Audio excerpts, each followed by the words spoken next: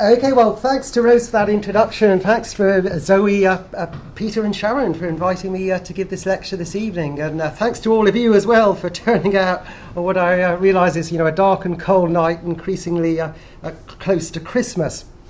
And the subject, the lecture tonight is obviously the title "No Drama: Obama, Race and the Politics of Policing During the Obama Presidency." But very, very briefly, just to give you a kind of little bit of background on the AHRC Research Network and how I got involved in that and what we're interested in. It's something that we put in for funding for, and that's myself and my two colleagues, Mark Ledwidge, now at Christchurch, Canterbury, Inderjeet Palmer at City University.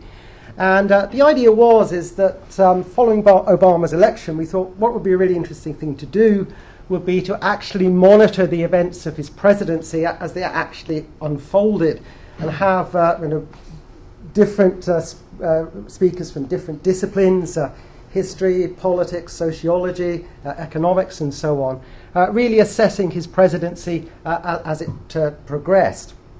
And that network really ran from about 2010 to 2014.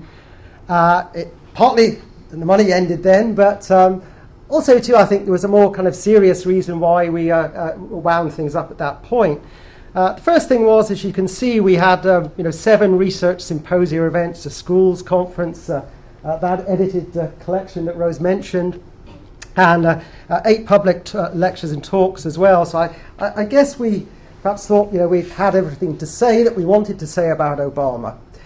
But also, too, and I guess this is why I'm a historian rather than a political scientist, it's much easier to be wise after the event.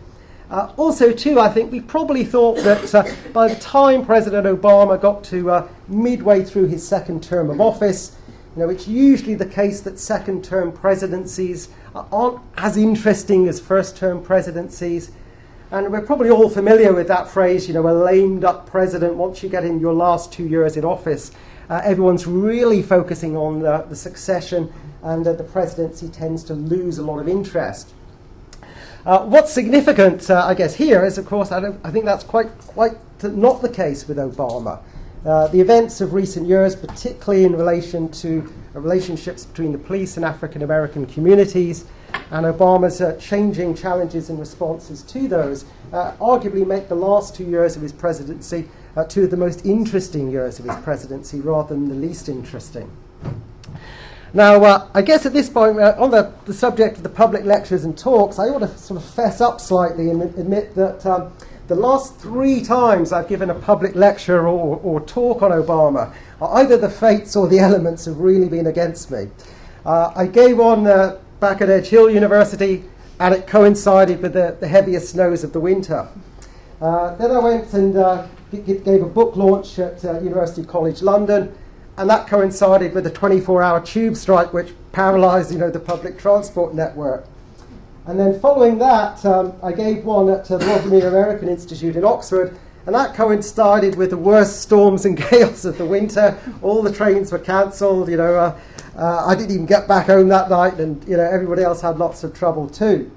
So I guess in this kind of a flippant moment, the title of the talk tonight, "No Drama Obama," that's an aspiration that we'll all get home safe and dry tonight without any adverse weather effects. I really am hoping it's a case of bad things coming threes, and I've got my 3 out the way. But being a bit more serious, of course, where the phrase "No Drama Obama" really comes from is it dates back to the 2008 election, particularly when they had the onset of the financial crisis. You remember at one point during that election, it looked like John McCain was really kind of getting a bit wobbly. Let's cancel the presidential debates, and it's have an emergency debate about and discussion about this. Obama was kind of cool, said no, let's keep going. And from that moment on, he really had this image of being a president who's very cool under pressure, always very calm and very reflective. And you can see there, indeed, that was one of the things that was played on in the 2012 presidential campaign, Obama's coolness under pressure. Now, I guess it's fair to say, though, that that's not always been seen as a positive. Sometimes Obama has been criticised for being a little bit too detached and unemotional. I mean, dare I say it, a little bit too professorial. And there's obviously a number of incidents you could cite there. If you remember 2012, the first presidential debate, Obama himself, by his own admission afterwards, said he really kind of had a little nap in the debate and catch up on his sleep. He wasn't really perhaps quite as passionate as he could have been. And similarly to, if you go back to the oil spill in the Gulf of Mexico by BP 2010, again, Obama was seen as not really reflecting the nation's anger and indignation about what had happened. Now, why was that? Well, obviously you can, in part, say it is due to Obama's personality. That's the way the man is. Also, too, he trained as a lawyer, and again, yes, he did lecture at University of Chicago, so maybe there is that kind of academic background as well. But what I think it's possible to argue too is that throughout his presidency, Obama has been very careful to try to avoid coming across as the angry black man stereotype. And it clearly is something that he's aware of. For example, this year at the annual White House Correspondents' Dinner, where there's usually a kind of light-hearted theme and introduction, Obama actually had an African-American anger translator there, played by comedian Keegan-Michael Kay. And the irony is that Obama makes the speech, and then there's a pause, and the anger translator comes in and puts it in much more passionate terms. Then they got on to a subject close to Obama's heart. It was actually not race relations, but climate change. Obama started getting a little bit more passionate, and the anger translator is saying, calm down, calm down. You don't need a translator, you need therapy. And I think in a way that sometimes symbolises perhaps what seems to be taking place a little bit since the midterm congressional elections in 2014, in that Obama does seem to have become a little bit more outspoken on race relations in particular. So this may be an interesting thing that, admittedly, there's been a lot of incidents that he's had to respond to, but I think it's interesting to see his changing public rhetoric on race. Now, if we look at Obama's first term in office and the way that he has generally, I think, sought to deal with race relations, it's been a fairly consistent pattern. And I should say that, delighted as I am to be here for the lecture this evening, I was also here earlier in the day for another reason, and that was to be the external for an excellent PhD viva by Madalena, who's at the front here. And I think getting your PhD and getting through that final viva is really a big moment in anyone's life and career. So I think if we can give Madalena a little bit of a clap.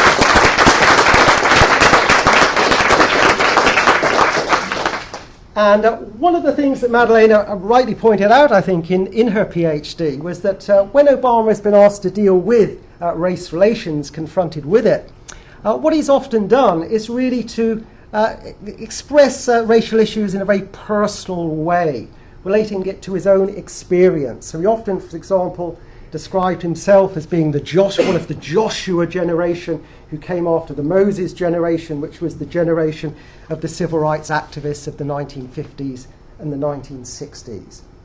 And he then notes the progress that has been made, and then looks forward to the future for his own daughters, how things will be even better for them.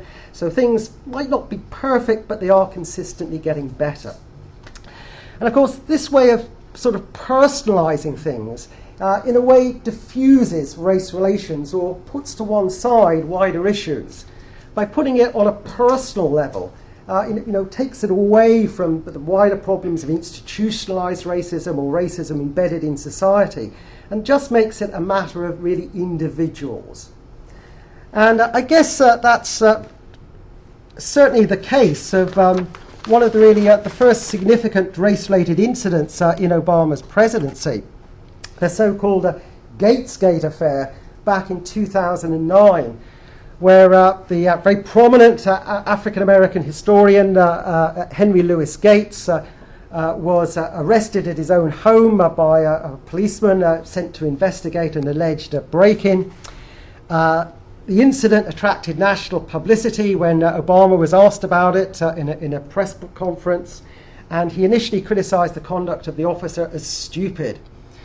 He later withdrew the remark and invited both men, the police officer and Gates, to the White House for a conciliatory drink, and described it as a teachable moment. So in other words, it's really just a matter of one police officer and one Harvard academic. If they can get on, it's really a matter of individuals being able to get on regardless of race. And I guess, of course, in a wider context, that's very much the kind of thing that you have very often in Hollywood films. There's a whole succession of what have been called Hollywood buddy-buddy movies, where much more deep-seated and problematic racial issues have been dealt with by portraying it as really just involving two people. So you can go back to films like the Defiant Ones with Tony Curtis, Sidney Poitier back in the 50s, the 1960s. You can look at any number of Sidney Poitier's films, Guess Who's Coming to Dinner, and you can really kind of see it as one family really resolving their racial issues with another family, and everything ends happily. So it's a way of kind of diffusing and ignoring wider racial problems in society. And I think what's really striking about Obama's first term of office is we look at that now and the attention that it attracted. But if we think of any number of really very disturbing race-related incidents involving the police that have been publicised in just the last 2 years, it really seems just kind of how naive and optimistic the whole Gatesgate affair actually was. The belief that it really was just a matter of one or two individuals being able to get on. And I guess things perhaps really first started to turn a little bit more sour when the first of these very serious incidents that I mentioned arose in February 2012. I'm sure we all probably remember the case. Trayvon Martin, a young African-American teenager, was shot dead by George Zimmerman.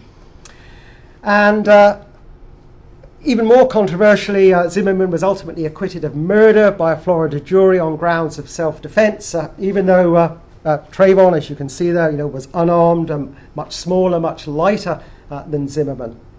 Obama himself movingly reflected that if he had had a son, he would have looked like Trayvon. And it was really the acquittal of Zimmerman that led to the formation of the organisation, which is clearly now growing very strongly in the United States. And I think we actually just opened the first British chapter here in Nottingham as well, the Black Lives Matter movement. So really as a sign, I think, that things and attitudes and perceptions were beginning to change. Though still at this point, I think it's fair to say that maybe this was tended to be portrayed as a tragic but yet still isolated incident. It wasn't really seen as evidence of endemic and deep-seated troubles between the police and African-American communities. Well, of course, things have all changed.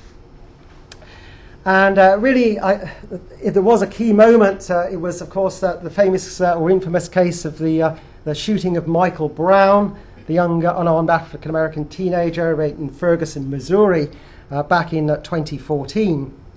And I think you can see by that kind of very ironic kind of postcard for Ferguson with the term post-racial there, the perception, which it's difficult really to recall, but it really was quite strong, certainly strongly portrayed in the media, that when President Obama was first elected into office, that America was somehow now a post-racial society because of the fact that an African American had made the presidency.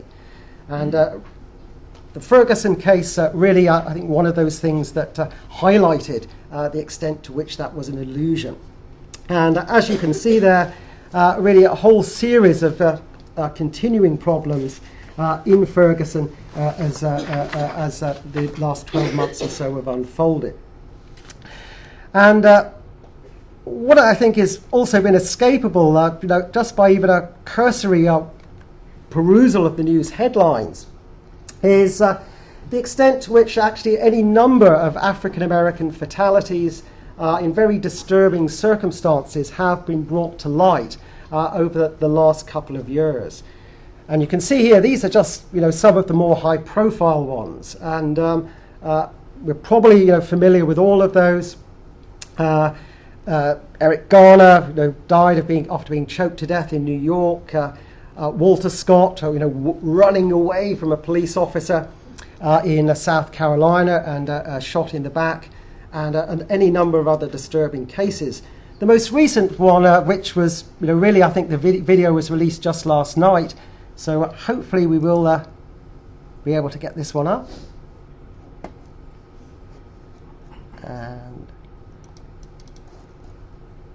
And this is an incident of Laquan McDonald, who was killed in 2014 by a white police officer in Chicago.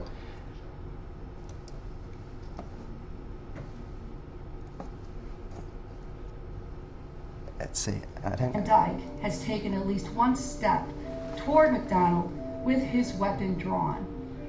The officer then opened fire on Laquan, whose arm jerks, his body spins around, and he falls to the ground. 2 seconds later, Laquan McDonald is lying in the street on his right side, and the video captures what appears to be 2 puffs of smoke coming from the ground near his body. At 9:57:51, McDonald is still lying on the street, and the last visible shot is fired.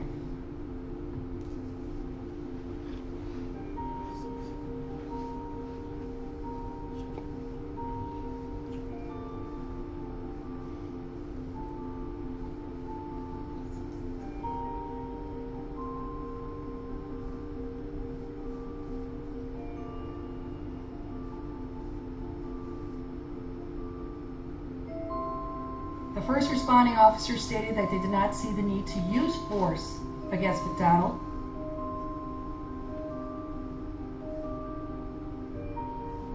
At 9:57:54, Officer Van Dyke's partner approaches McDonald and kicks the knife out of his hand.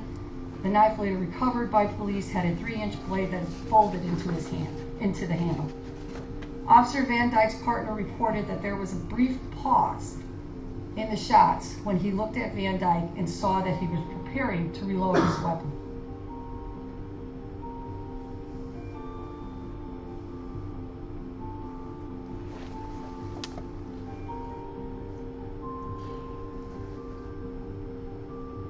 Shooting Laquan McDonald when he did not pose an immediate threat of great bodily harm or death, and his subsequent actions of shooting Laquan McDonald while he lay on the ground after previously being struck by gunfire, were not justified, and they were not a proper use of deadly force by this police officer.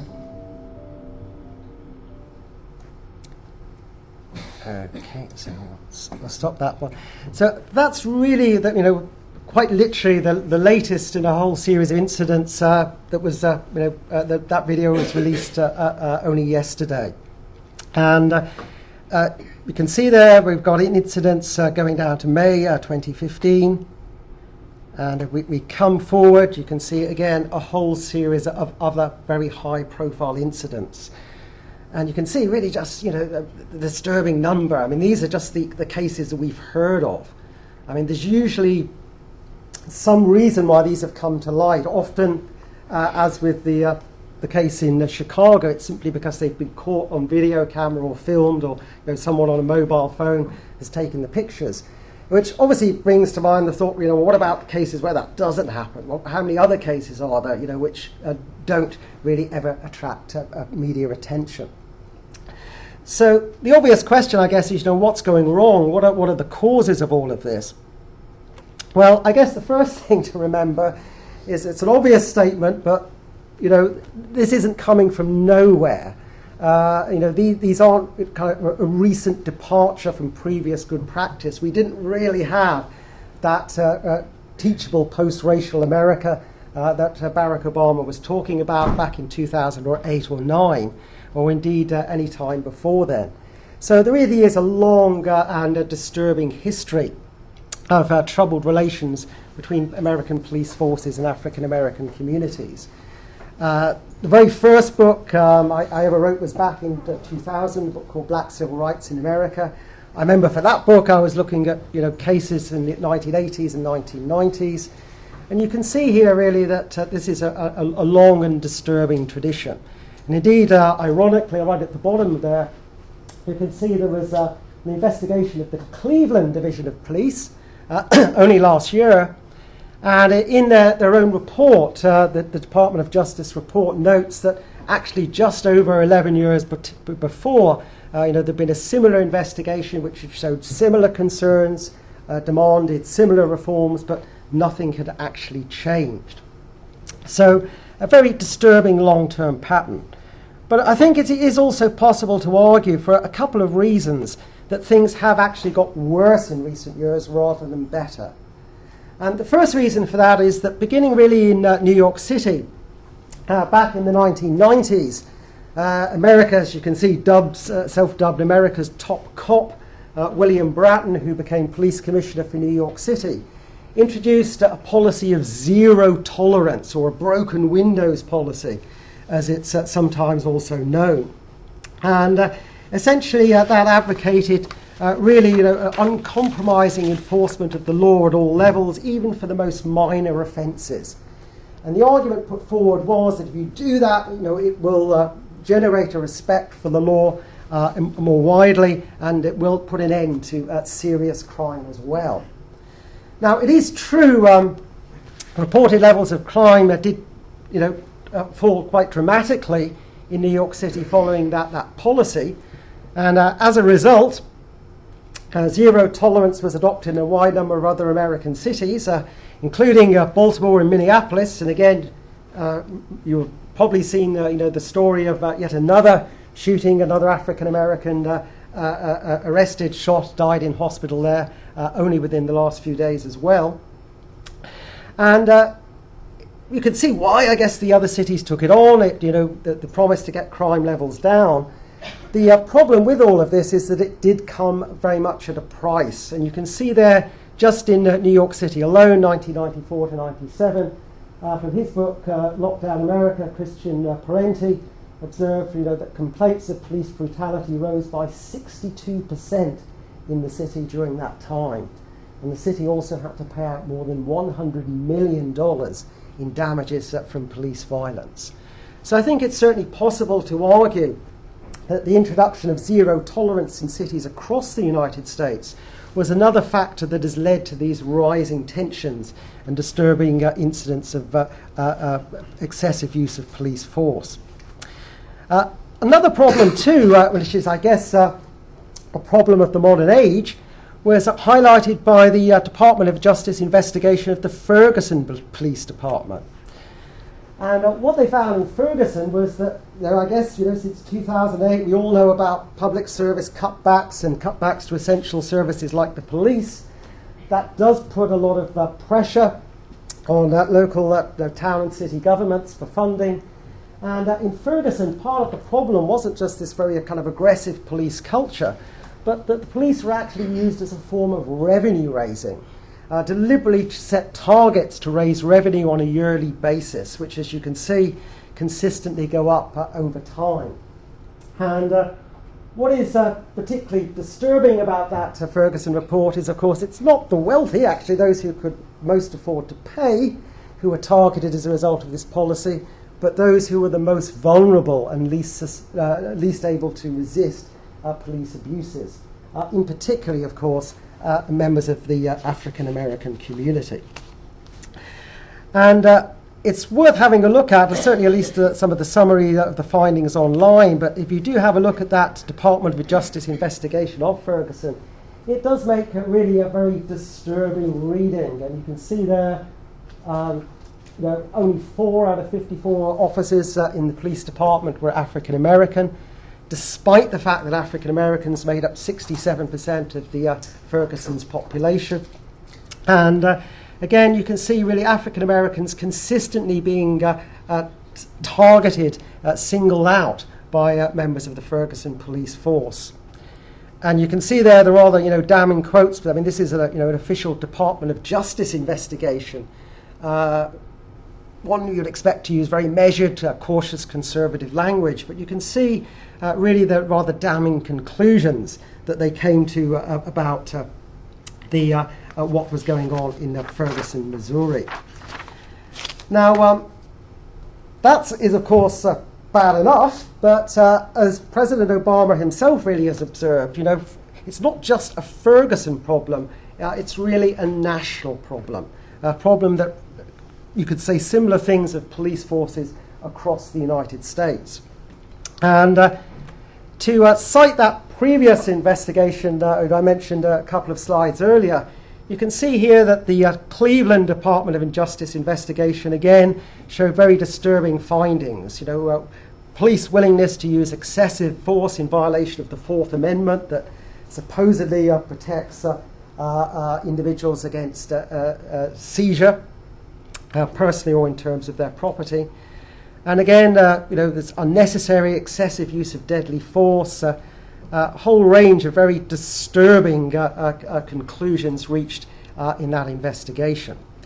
And in particular, I guess, even incidents where officers were called out by disturbed family members to because they were concerned about the welfare of someone who was mentally or physically ill. And in other words, no crime had been committed. The officers had actually been called out to help a troubled individual. But that troubled individual even ended up being a victim of police violence. Now, there's one particular case that really gets singled out in that Cleveland investigation, which is again a very disturbing one, this one of Timothy Russell and Melissa Williams. And these were two African Americans who simply had the misfortune to drive past the Justice Center in downtown Cleveland, and their car backfired as they did that. Police officers nearby mistook that for gunshots. It resulted in a 25-minute car chase at high speeds through the city. And quite staggeringly, really, considering this is all taking place within 25 minutes, is that more than a third of the entire police force on duty that day became involved in that pursuit. And when the car finally did stop, the police fired a total of 137 bullets at the two occupants. And as you can see there, no weapons were recovered from the vehicle. Both of them were unarmed. And actually the police had done a check on the license plates. There were no kind of outstanding issues. They were clean plates. There was nothing reported back to cause any suspicion of the two occupants of the car.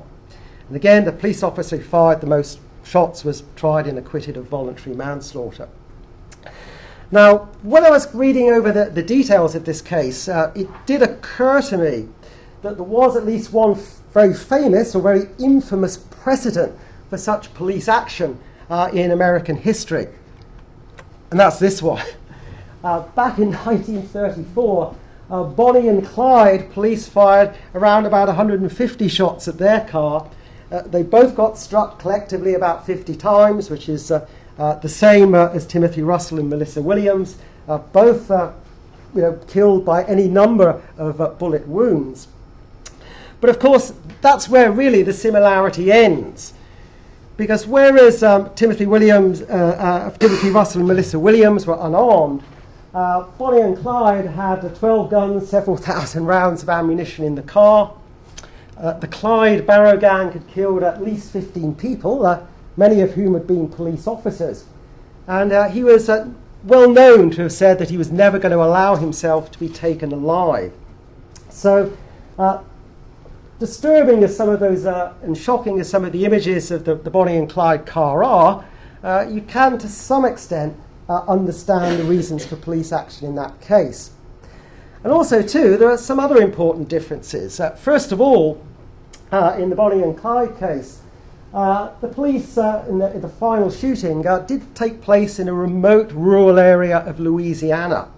In other words, it was very unlikely that anyone else was going to be around to get caught in the crossfire. In the case of Timothy Russell and Melissa Williams, of all places, the final shooting took place in a school parking lot. Now, also too, back in the 1930s, as you can see by the shots there, the police did have the common sense to all line up on one side of the car. So all the bullets were coming from one direction. In the case of Melissa Williams and Timothy Russell, police literally surrounded the car and fired at it from all directions. And supposedly when asked why they fired so many bullets, the answer was, well, the first shots that were fired by police from one side of the car, and of course some came through to the other side, the policemen on the other side thought that was then the gunshots from the occupants of the car and fired back, and you ended up the car being fired on quite literally from all directions. So now remember this taking place in a school parking lot in the middle of a very busy urban city, really a very disturbing and worrying incident of police violence. Well, by this point, perhaps not surprisingly, President Obama himself increasingly concerned about police practices. There is now longer no attempt to believe that it's just a Gatesgate thing that's a teachable moment. And he set up, the end of last year, a presidential task force on policing. And again, I think it's interesting he used that kind of term, task force. He didn't use the term commission, I think, because in part there have been so many commissions investigating race riots and racial troubles over time, which really go right the way back to the early years of the 20th century. All of them produce quite often very worthy recommendations, which then rarely get enacted upon. In other words, commission almost becomes a term for a token gesture which doesn't actually do anything. So Obama didn't call it a commission, he called it a task force.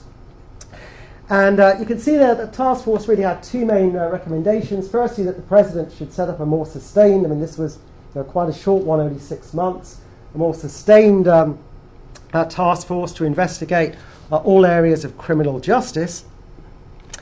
And also, too, that the president should support programs that looked at community-based initiatives addressing core issues like poverty, education, and so on. And there are far too many for me to run through tonight, but there are 59 other more detailed task force recommendations. And in particular, if you group those together, they really kind of emphasize, I think, two issues. The one is the use of new technologies, and the second one is community policing. And you can see there, those comments. Actually, you can find these comments, going back to the Kerner Commission that investigated race riots in the 1960s, about law enforcement officers must build community trust. They mustn't be seen as an occupying force coming in from outside to rule and control the community. And again, police intervention can easily devolve into racial profiling, excessive use of force, and so on.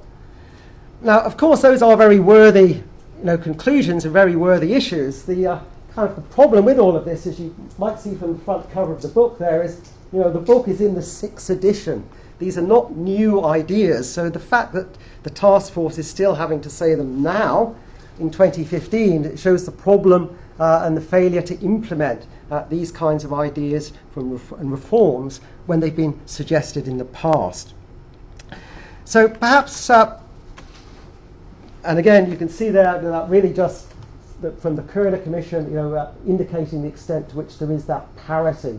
These are echoing themes that go back for more than 50 years. So partly, I guess, perhaps aware of that, one of the other things that the task force did was really to investigate the use of new technologies. Are there game changers that will make things different now from where they were back in the 1960s and onwards? And one of the things that they suggested, which as you can see President Obama himself has embraced, is really the use of police body cameras. And if the police are wearing the cameras, partly they've got the evidence there, if they should be sued, and then the city police departments will be have the evidence to combat any lawsuits for damages and so on. Also, I think you can probably, and again it's a disturbing indication, you could almost see it as a sign of a lack of trust by police departments in their offices. If they really have to wear a camera to record everything they're doing, what does that say about how you trust them to act in the field? But nonetheless, that was one of the things put forward. Well, I think when you look at new technologies, I'm not suggesting new technologies can't help, but new technologies I think are really always a kind of a neutral thing rather than a solution. They will often create problems as well as solve them.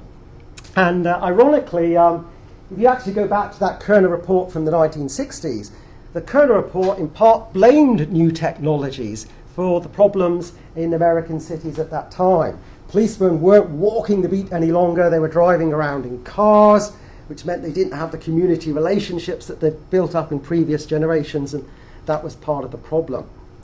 And similarly too, I think there are any number of problems that you can cite for the use of police body cameras. First of all, even very clear evidence, it doesn't always bring a conviction. Those of us who are old enough to remember the Rodney King case back in the 1990s, very difficult to get more conclusive video footage than that, but yet the police officers concerned were still initially acquitted. There's also the sheer cost. You can see there just in Phoenix, Arizona, to equip themselves $3.5 million. And it's the training as well as the equipment, and just storing all the vast amounts of data collected. And this at a time when, remember, go back to that earlier slide on Ferguson, that police departments are facing increasing cutbacks. And again, one of the comments in the Cleveland report was a lot of the police equipment was badly outdated. Cars were old in poor conditions of repair. So trying to being able to afford all of that at a time of financial austerity is pretty much a challenge in its own right. Added to that, I think rather disturbingly, you can of course see, body-worn cameras as a threat to civil liberties. I mean, what if you have done nothing? You're being stopped by the police. You're being filmed by them. You've not committed any crime. I mean, what about your right of consent? And if police do stop you in that way, and they've got a camera running, is that really going to de-escalate a situation, or is it likely to escalate conflict as people feel concerned and aggrieved that they're being filmed? And again, to give you an indication, another example of how this could be a civil liberties issue, August 2015, the New York Police Union called for its members to take photos of the 75,000 homeless in the city to draw attention to what they call quality of life offences. So that's really things like sleeping rough, being drunk, urinating on the pavement or whatever, quite minor offences. I mean, are we really comfortable with that, what can be seen as victimising or demonising a very vulnerable group of the population? So body-worn cameras, lots of problems, I think. If we move on, another solution that's been put forward is, of course, the use of less lethal technology. In other words, tasers. And again, those of you who caught that Chicago story a little earlier on may recall that actually a police officer with a taser had been called for but didn't turn up at the scene, and in time, and it was argued or suggested that if they had, maybe that fatal shooting could have been avoided. And again, there's evidence in a report where tasers are used. It does produce significant improvements. But before we embrace the use of tasers, what I think is kind of worth briefly doing is seeing just what is it like to be tasered. Now, I'm prepared to go through a lot of things as a researcher, but I do draw the lines. But fortunately for me, police officers now, when they are being trained, do have to undergo the experience of being tasered, because if they are going to carry on, they have to know what it's like. And essentially, when you use a taser, there's really kind of two settings. There's one where you fire it, and the clips come out and they attach themselves to someone and give them a high voltage electric shock. There's also, though, you can use them at close quarters. You can actually put the taser against someone's arm or a part of their body and deliver a still painful, albeit not quite as drastic, electric shock. So hopefully what we'll get up here is an example of just what it's like to be tasered involving police officers in training. Taser, taser, taser. That's a good hit because you don't hear anything. I heard, oh shit, never mind. Taser, taser, taser.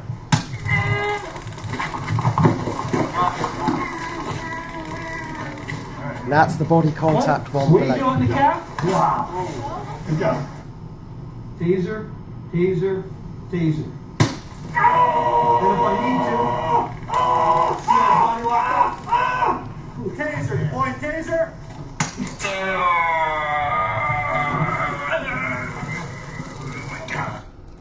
Okay, so that's what it's actually like to be tasered.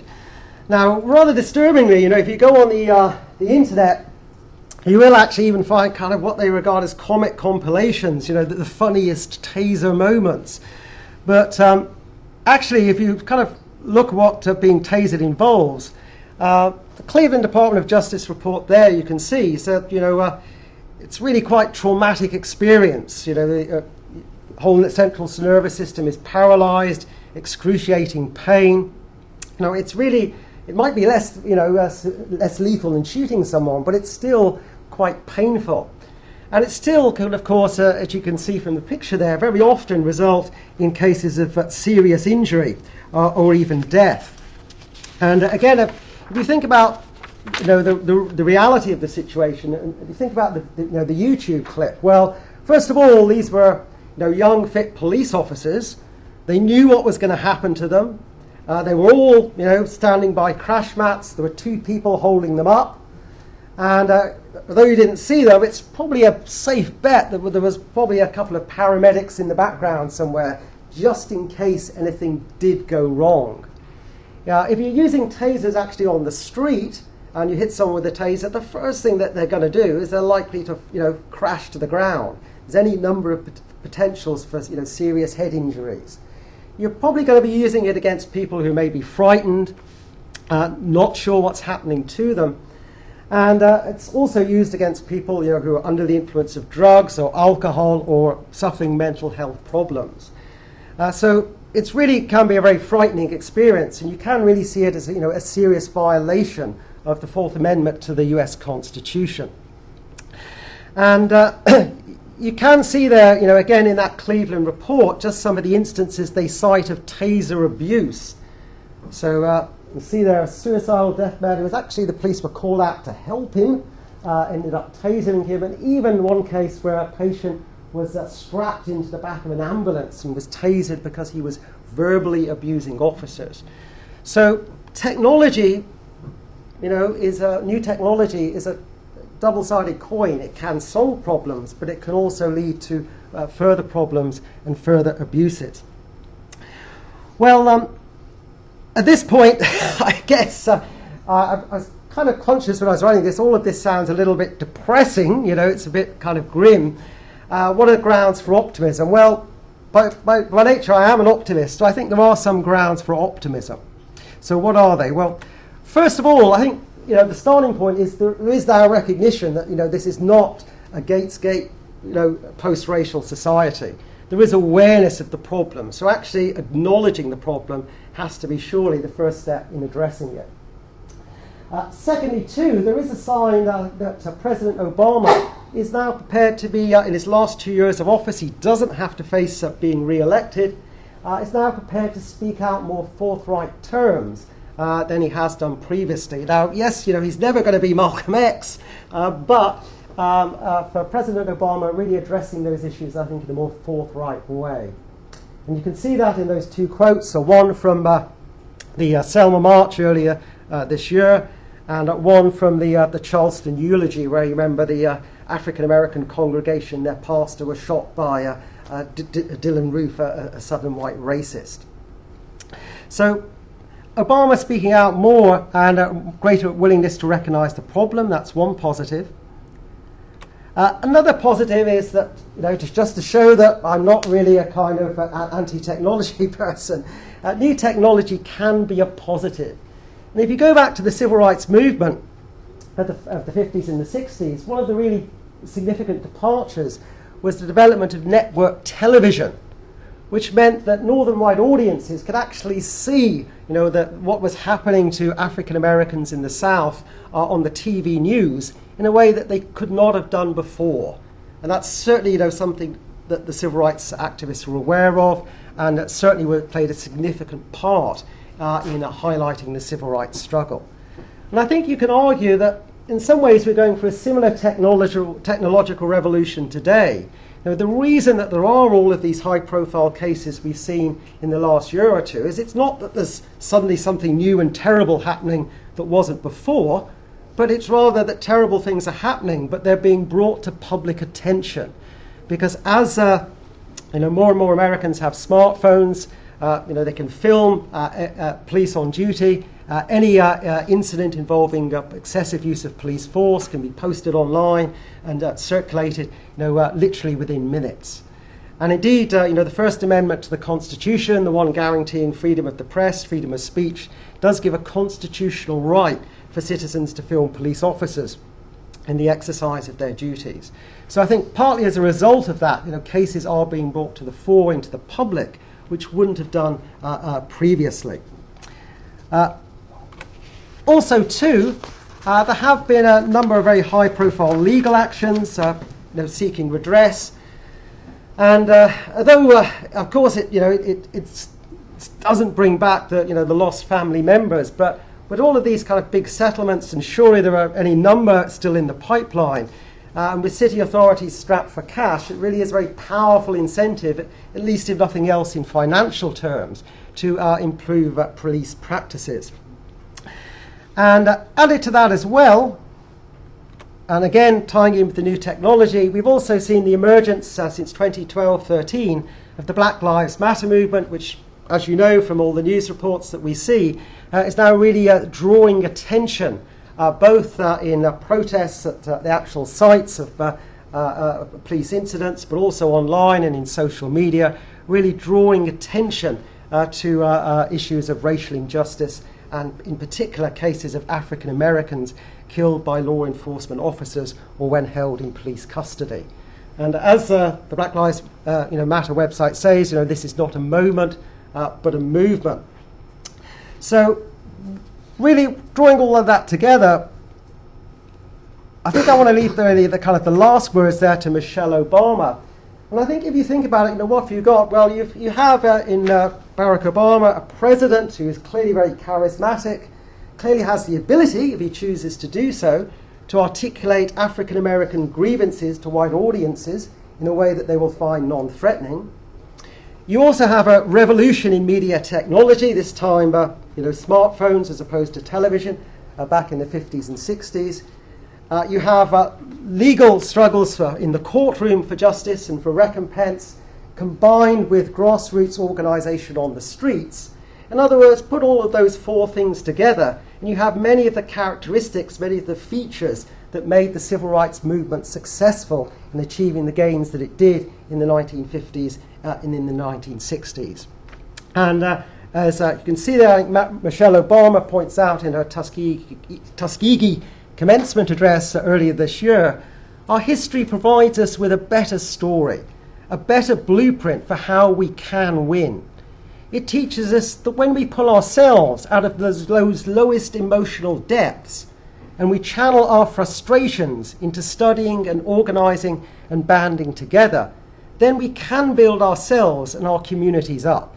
We can take on those deep-rooted problems, and together, we can overcome anything that stands in our way.